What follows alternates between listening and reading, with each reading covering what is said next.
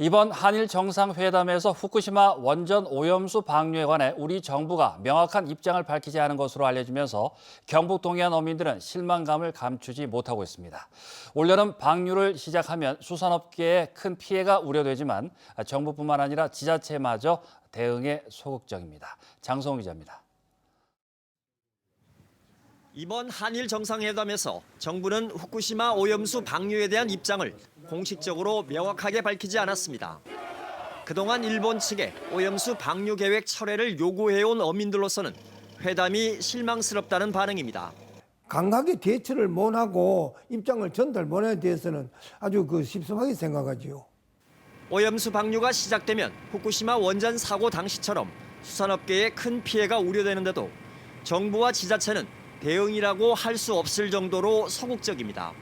지자체도뿐 아니고 여기에 대해서 아주 실감을 못 느끼는지 그런 게 없어요. 그래서 이 어민의 한사람으로 보선 애타고 좀 안타깝지만은 실제 경상북도의 대응책은 예산 30억 원을 들여 수산물에 대한 방사능 검사를 강화하는 데 초점이 맞춰져 있고 어민 피해 대책은 제대로 포함하지 않고 있습니다. 상황 전개에 따라서 단계별로 대응해 나가야 한다고 봅니다. 먼저 이제 안전에 대해서 저희가 적극적으로 홍보를 하고 수산물 홍보 촉진도 해나갈 계획이고요. 제주도가 단계별 대응 매뉴얼을 마련해 국가 차원의 대책을 건의하고 연구 용역 조사를 통해 예상 피해와 세부 대응 로드맵을 마련하는 등 선제적으로 대응하고 있는 것과는 대조적입니다. 이와 관련해 경상북도가 대일 굴종 외교 논란을 빚고 있는 윤석열 정부의 눈치를 보느라 또 원전 산업의 메카를 자처하고 있는 상황이 소극적 대응을 낳고 있다는 지적이 나옵니다. 다른 지자체들과 비교해서 너무나 미흡한 수준으로 무방비 상태로 있지 않은가. 원전을 주력 산업으로 삼고 있는 상황이라 그런지 이 후쿠시마 오염수 방류 문제에 대해서는 너무 소극적이고 미온적인 것 같습니다. 동해안 어업 전진 기지인 포항시의 대응도 3억 원으로 방사능 장비 2대를 구입하는 게 전부입니다.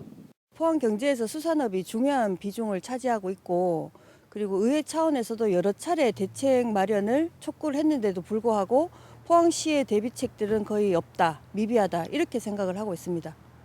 일본이 후쿠시마 원전 오염수 방류 방침을 발표한 지 2년이 지난 가운데 이러면 6, 7월부터 방류를 시작할 거라는 이야기가 공공연한 한 상황.